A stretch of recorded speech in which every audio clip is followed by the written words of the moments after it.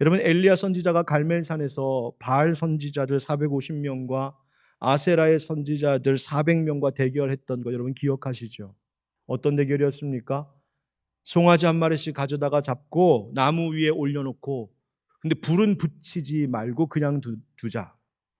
그리고 바알과 아세라의 선지자들은 너희들이 믿는 그 신을 부르고 나는 여호와의 이름을 부를 터이니 그 부르짖음을 듣고 불을 내려 응답하는 신이 참 하나님임을 인정하자. 그 대결했습니다. 먼저 바알과 아세라의 선지자들 애를 썼는데 아무리 해도 응답이 없습니다. 실패했습니다. 심지어 성경에 보니까 칼과 창으로 자기들의 몸을 상하게 하면서 피를 흘리면서까지 미친 듯이 떠들었는데 그들의 신은 아무 응답도 없었습니다. 그러자 그때 엘리야가 이제 나서는 것이죠. 그런데 그냥 부르짖고 바로 기도한 것이 아니었어요. 엘리야가 그때 기도하기 전에 무모한 일을 하나 합니다. 이게 뭐냐면 돌로 제단을 쌓고 그 제단 둘레로 도랑을 팝니다. 그리고 그 제단 위에 나무와 또 그 잡은 송아지를 올려놓는데 거기서 그냥 기도하는 것이 아니라 사람들에게 시켜서 4개의 통에다가 물을 가득 채워서 가지고 와 이 제물과 쌓아놓은 나무 위에 물을 부으라고 말합니다. 아니, 지금 불을 내려달라고 기도하는 판국에 물 가져다 부었다는 겁니다. 심지어 그러기를 3번.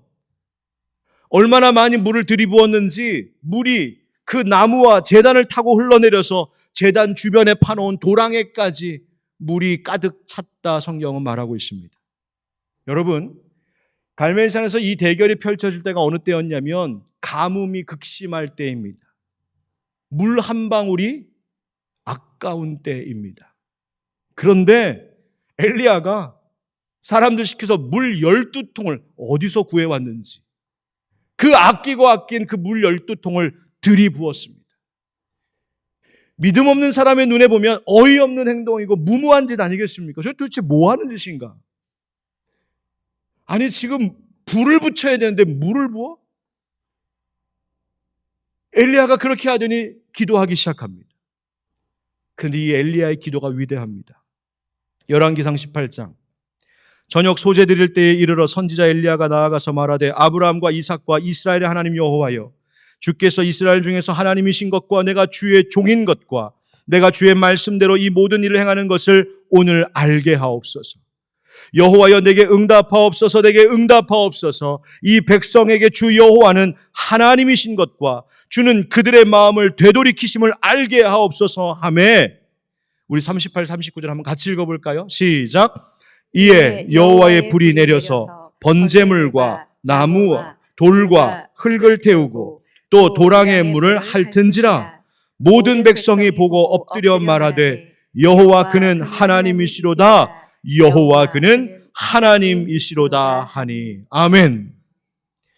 여러분, 이 놀라운 불이 내린 역사가 어느 때 일어난 겁니까? 잘 보십시오. 불씨가 하나라도 있을 때 내렸습니까? 아닙니다. 번개라도 쳐서 불이 붙을 만한 때였습니까? 그것도 아니었습니다. 심지어 물을 들이부어서 불이 붙을 가능성 제로였습니다. 여러분, 젖은 장작 불 붙여 보신 분은 아마 아실 텐데요, 불 안 붙습니다. 젖은 장작 불 안 붙습니다. 그런데 사람이 결코 할 수 없는 그때, 자연의 이치를 상식적으로 생각해 봐도 그런 일은 있을 수 없어 하는 바로 그때 하나님이 일하셨습니다. 물 한 방울 아까운 가뭄의 때에 그 물 아끼지 않고 여호와의 제단 위에 하나님 앞에 부어드릴 때에 하나님 역사하셨습니다. 주가 일하시네. 주가 일하시네. 여러분, 하나님께 수많은 예배를 우리는 드리며 살고 있습니다. 그런데 하나님 정말 어떤 예배 정말 기뻐하실까요? 하나님께서 영과 진리로 예배하는 자, 그 참 예배자를 찾는다고 예수님도 말씀하셨는데 도대체 영과 진리로 예배한다는 것은 뭐고, 무엇이 진짜 예배이고 무엇이 정말 하나님의 기쁨 되는 예배일까요? 그것은 다름이 아닌 바로 이 믿음으로 드리는 예배입니다. 믿음으로 드리는 기도, 믿음으로 드리는 찬양. 그 믿음이라고 하는 것은 내가 아무것도 할 수 없을 때 발동하기 시작하는 겁니다. 나의 지금의 상황과 내 형편과 내 영적, 육적 모든 상태가 하나님 앞에 예배할 힘도 없고 기도할 기운도 없고 찬양할 이유도 없을 것 같은 바로 그때에 하나님, 나는 진짜 아무것도 못합니다. 할 수 없습니다. 하나님께 드릴 것도 아무것도 없습니다 하는 바로 그때, 그래서 모든 사람들이 날 보고 당신 실패했네, 당신 예수 믿는다고 하면서 근데 이 모양 이 꼴 됐네, 그래서 당신 이제는 재기불능, 이제 다시 일어서기 어려울 것 같으네 라고 말하는 그때에, 그래서 마음이 무너져 내려서 정말 내 속에 밑바닥이 보이는 그 순간에, 그러나 그때 그럼에도 불구하고 나는 하나님을 믿습니다. 나는 하나님을 믿습니다. 그 믿음으로 예배하고 다시 믿음으로 부르짖고 다시 믿음으로 찬양하고 기도하고 다시 믿음으로 하나님에게 나의 모든 것을 드릴 때, 바로 그 예배, 그 기도, 그 찬양을 하나님은 가장 빛나게 보시고 가장 소중하게 기억하시고 가장 기쁘게 받으시는 줄 믿습니다. 여러분, 그렇다면 믿음이 무엇일까? 오늘 본문을 통해서 주님께서 우리에게 믿음이 뭐라고 말씀하시는지를 함께 들으려고 합니다. 한번 따라 하실까요? 아는 것이 다 믿음은 아닙니다. 아는 것이 다 믿음은 아닙니다. 여러분, 아는 것이 힘이다 라고 하는 말이 있지요? 여러분, 맞습니다. 아는 것이 힘 됩니다. 아는 것 많고 지식이 풍부하면 그것이 잘 되는 데에 힘으로 작용할 수 있어요. 그래서 애들 죽어라 공부시키는 거고요. 그래서 정보력이 필요하다 뭐 그러는 것이고요. 그런데 아는 것이 힘이다라는 말도 있지만 사자성어로 식자우환이라고 하는 말도 있습니다. 우리말로 편하게 풀자면 아는 게 병이라는 말입니다. 학식이 있는 것이 도리어 근심을 일으키게 된다라고 하는 말인데요. 아는 게 너무 많으니 생각하고 따질 것이 많아서 이것저것 견주고 계산하다가 오히려 더 많은 걱정과 근심을 불러일으킬 수 있다, 그런 이야기입니다. 아는 것이 병이다. 식자우환. 저희 집 애들이 되게 좋아할 것 같아요. 그거 봐, 아빠 식자우환이라고 너무 많이 공부하는 거 별로 안 좋을 것 같은데. 여러분, 그렇다면 많이 아는 것이 나쁜 일입니까? 아니죠. 지식 갖는 것이 불필요한 일입니까? 아닙니다. 필요합니다. 성경 공부, 교리 공부, 제자 훈련, 그런 거 괜히 지식만 많아지고 교만해지게 되는 거 뭐 그런 겁니까? 아닙니다. 여러분, 아는 거 필요합니다. 그러나 착각하지 말아야 될 것이 있다는 말입니다. 무엇을? 아는 것을 믿음이라고 착각하지는 말라는 것입니다. 여러분, 오늘 함께 읽은 본문 말씀은 요한복음에 나오는 예수님 두 번째 표적 이야기인데요. 예수님께서 사마리아 수가성을 떠나서 어디를 향하고 계셨냐면 갈릴리로 가고 계셨습니다. 그곳은 예수님의 고향 같은 나사렛이 있는 동네이죠. 그런데 그 길을 가시면서 예수님께서 제자들에게 툭 이런 말씀 하나 하셨는데요. 오늘 본문의 44절에 보면 친히 증언하시기를 선지자가 고향에서는 높임을 받지 못한다 하시고. 여러분, 왜 선지자가 고향에서는 높임을 받지 못할까요? 그 사람이 어려서부터 어떤 사람인지를 고향 사람들은 다 알고 있기 때문입니다.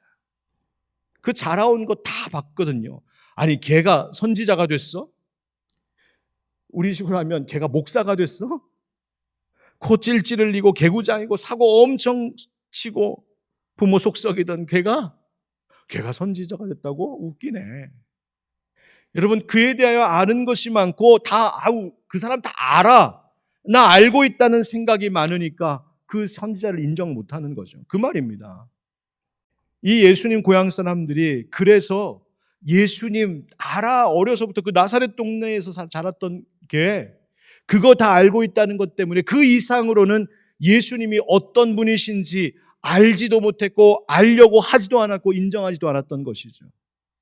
여러분, 우리가 신앙생활하면서 이미 알고 있다는 그것 때문에 나 그거 다 알아, 그것이 내가 더 깊은 것을 알아가는 길에 장애물이 되어서는 안 됩니다. 이미 다 아는 말씀이야, 오늘 목사님 설교하신다고 본문 딱 핀 이야기 보니까 아유, 이 이야기 왕의 신하의 아들 예수님이 집에도 안 가시고 말씀으로 다 고치신 거 다 알아. 여러분, 그것이 나를 가로막는 것입니다. 그 교리, 그 주제, 내가 잘 알지. 하나님, 예수님, 성령님, 맨날 또 듣는 그 소리. 여러분, 그렇게 생각하고 다 안다고 치는 것, 선입견 갖고 판단하는 태도, 여러분, 그거 버리지 않으면 우리의 신앙은 늘 그 제자리에 머물러 있게 됩니다. 새로운 것을 받아들이지 못합니다. 새로운 것이 보이질 않습니다. 여러분, 아는 것, 내가 안다 하는 것이 그것이 다 믿음이 아닙니다. 오히려 많이 안다면 더 겸손하게, 더 주님께 더 귀 기울이고 주님 앞에 더 가까이 나아가셔야 됩니다. 말씀 많이 안다고 해도 그 말씀이 새롭게 또다시 깊게 내게 다가오기를 구하고 주님과의 만남이란 그런 것이어야 합니다. 여러분, 목사가요, 같은 본문 가지고 평생 살면서 몇 번 설교하게 되잖아요. 매번 또 다른 본문이 아닐 수 있잖아요. 여러분, 설교자가 설교 한 편을 준비하려면 본문을 몇 번이나 읽고 얼마나 많이 연구하겠어요. 성실한 설교자라면, 올바른 설교자라면 그렇게 해야 되거든요. 그런데 여러분 아십니까? 그렇게 몇 번을 읽고 몇 번을 연구하고 또 심지어 몇 번 설교문을 만들어 설교한 그 성경의 본문도 어느 날 문득 다시 보면 전혀 새롭게 다가올 때가 있습니다. 몰랐던 것을 또 깨닫게 하시고요. 나 분명 아는 이야기인데, 나 분명 이거 공부도 했고 연구도 했고 묵상도 했고 심지어 설교도 했는데 그런 본문 말씀인데요, 전혀 몰랐던 것처럼 성령님이 제게 말씀해 오실 때가 있습니다. 왜 그런지 아십니까? 제가 변하고 있기 때문입니다. 제가 처해 있는 삶의 환경이 달라지고 있기 때문입니다. 하나님 진리의 말씀은 변함이 없고 그 말씀은 흔들림이 없는데 그 말씀을 바라보고 있는 내가 어떠하냐에 따라서 성령님은 그 말씀을 통하여 내게 또 다른 깨달음을 주곤 하시거든요. 그런데 다 아는 이야기, 다 알아 하는 순간 하나님이 내 안에서 새롭게 시작하신 새 일들이 일어나지 않는 것입니다. 사랑하는 성도 여러분, 안다는 것을 믿음으로 착각하지 마십시오. 성경에 대해, 교회에 대해, 신앙에 대해, 인생에 대해, 하나님에 대하여 내가 안다는 것, 그거 여러분 자랑하지 마십시오. 선입견, 편견 버리셔야 됩니다. 그것 넘어서야 진짜 믿음의 힘을 경험하게 된다는 사실을 여러분 꼭 기억하시길 축복합니다. 두 번째 따라하겠습니다. 보는 것이 다 믿음은 아닙니다. 보는 것이 다 믿음은 아닙니다. 예수님이 이런 말씀하시면서 갈릴리에 딱 도착했는데 참 다행히도 그곳에 있는 사람들이 예수님을 환영했습니다. 다행이죠. 그런데 환영했던 이유가 있었어요. 그 이유가 뭐냐면 지난 명절에 예루살렘에 갔다가 그 예루살렘에서 예수님께서 행하신 일, 예수님이 기적을 보이셨던 일을 그 갈릴리 사람도 봤었기 때문입니다. 예수님께서 48절에 이렇게 말씀하세요. 예수께서 이르시되 너희는 표적과 기사를 보지 못하면 도무지 믿지 아니하리라. 여러분, 표적과 기사를 보지 못하면이라고 하는 이 구절이 뭘 말하고 있을까요? 첫째는 사람들은 눈에 뭐가 보여야 믿는다는 겁니다. 사람들은 육의 눈에 보이는 대로만 믿는다는 것이고, 이 말은 내가 어떤 것을 판단하고 어떤 것을 이해하고 어떤 것을 받아들이는 데에 있어서 마음의 눈, 영혼의 눈, 내 신앙의 눈으로가 아니라 그저 육신의 눈, 내 육신의 감각으로 다가오는 것, 그것만 받아들인다는 거예요. 그걸로만 판단한다는 거예요. 그래서 늘 인생이 물질과 육신의 감각이라고 하는 그 굴레에서, 그 틀에서 벗어나지를 못하고 늘 그것으로만 세상을 다 보는 것이죠. 그래서 당장 내 육신이 편하면 그건 좋은 거고, 당장 그 육신이 내가 지금 불편하고 나를 힘들게 하는 이유라면 그것은 싫은 거고. 두 번째로 표적과 기사를 보지 못하면이라고 하는 말의 의미는요, 사람들이 일반적이고 상식적인 것을 초월하는 어떤 것을 봐야 믿는다라고 하신 예수님 말씀이에요. 불가능한 일, 내가 살면서 한 번도 겪어보지 못한, 경험하지 못했던 그런 어떤 일이 벌어져야, 내 눈앞에 그것이 있어야 그때서야 믿는다는 거예요. 물론 그런 이적도 하나님이 하시는 일일 수 있죠. 그러나 우리가 놓치지 말아야 될 것은 그것만이 하나님의 일이라고 말할 수 없다는 것입니다. 표적과 기사에만 매여 있다? 여러분 그게 무슨 말이에요? 그 말은 뒤집어 말하면 표적과 기사가 아닌, 즉 우리의 삶의 평범한 일상, 우리가 날마다 그냥 아무 무의식 중에 지나가는 모든 일들, 그냥 늘 반복되고 너무나 자연스럽게 다가오는 그 모든 일들에 대해서는 그 속에는 하나님이 없을지도 모르겠네. 하나님 역사하지 않을 수도 있겠네. 내 삶의 일반적인 일상적인 모든 일들 속에는 나는 하나님 믿을 수 없다, 인정할 수 없다 말하는 것과 똑같은 것이죠. 여러분 기억하십시오. 하나님은 초자연적으로 역사하시기도 하시지만 하나님은 우리의 가장 가까운 곳에서 가장 일반적인 일상에서 우리를 위하여서 일하시는 분이 하나님이심을 기억하시기 바랍니다. 그래서 우리의 대화 속에 역사하시는 하나님, 매일 반복되는 일과들 속에서 일하시고 늘 만나는 사람들 사이에 함께 하시고 항상 벌어지고 있는 그 일들 속에도 하나님은 함께 하신다는 거예요. 지금처럼 겨울이 이제 서서히 물러가고 봄이 다가오는 일도, 비가 오다가 하늘이 맑게 개이는 일도, 아침에 해가 뜨고 저녁에는 지는 일도, 우리가 밤이 되면 잠에 들고 아침이 되면 눈을 뜨고, 그 모든 일이 그냥 당연히 되는 것 아니라 우리가 찬양하는 것처럼 모든 것이 은혜, 즉 모든 것에 하나님의 역사하심이 있다는 거예요. 심지어 앞에 나눈 그 찬양의 가사처럼 날이 저물고 빈들에서 걷는 것 같이 실망한 일들만 한가득인 인생의 그 순간에도 여러분 거기에도 계신 하나님, 거기서도 날 위해 일하시는 하나님, 그 하나님을 바라보는 것이 바로 믿음이라는 겁니다. 요한복음 20장 29절 예수님 도마에게 하셨던 말씀, 예수께서 이르시되 너는 나를 본고로 믿느냐? 보지 못하고 믿는 자들은 복되도라 하시니라. 아멘. 여러분 이 믿음으로 하나님께 칭찬받는 여러분들 우리 교회가 되기를 예수님의 이름으로 축복합니다. 그렇다면 이제 마지막으로 그럼 도대체 믿음이 뭡니까? 따라하겠습니다. 듣고 따르는 것이 참 믿음입니다. 듣고 따르는 것이 참 믿음입니다. 가버나움에 왕의 신하가 하나 살고 있었는데 그 아들이 죽을 병에 걸렸답니다.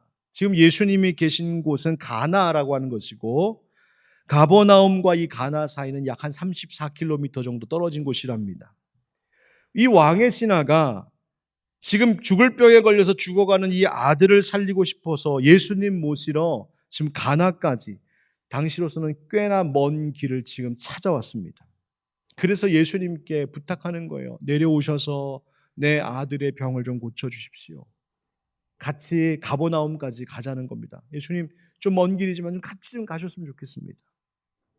바로 그때 예수님 하셨던 말씀이 아까 우리 함께 읽었던 표적과 기사를 보지 못하면 도무지 믿지 못하는구나, 바로 그 말씀이세요. 여러분 이 말씀 들었을 이 신하의 마음이 어땠을까요? 아마 옆에서 듣고 있었던 제자들은 아마 분이 갑분싸라고 갑자기 분위기 싸해지면서 놀랐을 겁니다. 예수님 왜 이렇게 차갑게 말씀하시지?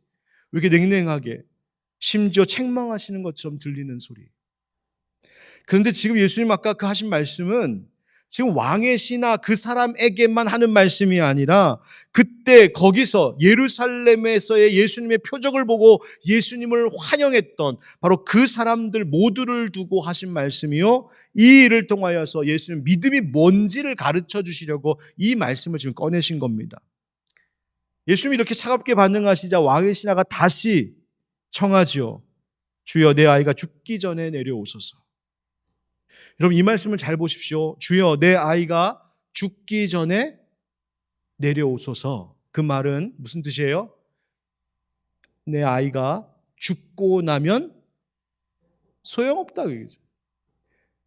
좀 더 들어가 볼까요? 예수님 죽기 전에 예수님 오셔서 만져주시기라도 하고 기도라고도 해주셔야 애가 낫지. 죽고 나면 예수님도 하실 수 있는 게 없으시잖아요. 그 말이잖아요. 죽고 나면 예수님, 그때는 예수님도 어쩌실 수 없잖아요. 지금 말은 그렇게 안 했지만 그 의미가 담겨 있는 것이죠. 그런데 여러분 정말 그렇습니까? 죽고 나면 예수님 아무것도 하실 수 없는 분이십니까? 아니요, 그렇지 않습니다. 나는 부활이요 생명이니. 여러분, 예수님의 능력은 죽음도 가로막지 못하는 능력. 예수님이 기적 행하시는 능력의 그 소문을 듣고 찾아온 것, 그 먼 길을 예수님 만나겠다고, 예수님 모시고 가겠다고 찾아온 그 왕의 신하의 그것도 물론 귀한 믿음이겠지만 예수님의 말씀을 듣고 나니 그것이 온전한 참 믿음은 아니었던 것이죠. 예수님 뭐라 하십니까? 50절부터 말씀에 예수께서 이르시되 가라 네 아들이 살아있다 하시니 그 사람이 예수께서 하신 말씀을 믿고 가더니, 하신 말씀을 어떻게 했다고요? 믿고 가더니. 자, 그 다음 내려가는 길에서 그 종들이 오다가 만나서 아이가 살아있다 하거늘 그 낳기 시작한 때를 물은즉 어제 7시에 열기가 떨어졌나이다 하는지라. 그의 아버지가 예수께서 네 아들이 살아있다 말씀하신 그때인 줄 알고 자기와 그 온 집안이 다 믿으니라. 이것은 예수께서 유대에서 갈릴리로 오신 후에 행하신 두 번째 표적이니라. 아멘. 여러분, 이 말씀 단락에서 세 번이나 연거푸 나오는 표현이 있어요. 뭐예요? 살아있다, 살아있다, 살아있다. 그런데 그 살아있다 그리고 살게 되었다라고 하는 이 놀라운 일, 하나님 역사하신 주님께서 이 놀랍게 생명을 살리신 그 일이 언제였냐면 네 아들이 살아있다 말씀하신 그때였다는 걸 알았다는 거예요. 그때가 언제예요? 예수님 난 안 가겠다 하셨던 그때예요. 그래서 이 사람이 그 말 듣고 놀랐던 때예요. 예수님 아들 죽고 나면 오셔도 소용없잖아요. 할 수 있는 게 없잖아요 라고 말하는 그때예요. 그런데 그때 무엇을 했다고요? 예수님이 하신 말씀을 믿고 갔다. 그 듣는 말씀을 믿고 믿음으로 순종하니, 믿음으로 따라가니, 믿음으로 행하니 바로 그때의 역사가 일어났다. 할렐루야. 그 성경이 우리에게 말하고 있는 거예요. 여러분, 믿음이 뭐라고요? 그것은 말씀을 듣고 믿는 것, 믿고 믿음으로 행하는 것, 그것이 진짜 믿음이라 말씀하십니다. 로마서 10장 17절 말씀 우리 한번 다 같이 읽어볼까요? 시작. 그러므로 믿음은 들음에서 나며 들음은 그리스도의 말씀으로 말미암았느니라. 아멘. 믿음은 들음에서 난답니다. 말씀을 들으면 그 들음으로 인해서 믿음이 시작된대요. 그런데 말씀을 들었는데도 내가 듣고 믿으려 하지 않으면 소용없습니다. 듣고 내 안에 있는 의심 버리지 않으면 소용없습니다. 듣고 불신을 내가 고집하면 소용이 없다는 말이에요.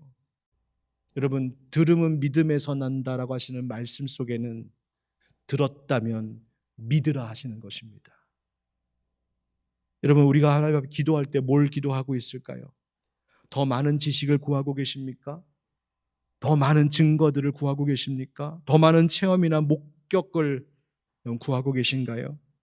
다른 것보다 하나님, 내가 하나님 말씀 들었다면 그 들은 것을 믿는, 그리고 믿음대로 들은 대로 그렇게 따라 행하는 참 믿음의 소유자가 될 수 있도록 주님 나를 변화시켜 주시옵소서.